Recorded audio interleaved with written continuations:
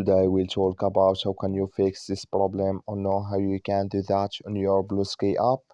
All you have to do in the first, you just click on settings here. So then it's going to take you to this list. It's going to show for you like this. You go down here into your found apps, click on it. Come to apps list, and here you're looking for Bluesky app, just click on search. Add here Bluesky, it's going to show for you like this, click on it. You come to this list, click on force stop, click on OK. You go down, just click on storage, come to storage list here, just click on clear cache. So then all you have to do, you just go to your Play Store, click on it here.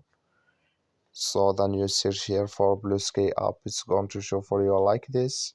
You will find here update, click on it, then it's going to work with you. So thank you for watching. Don't forget to support us by liking and subscribe.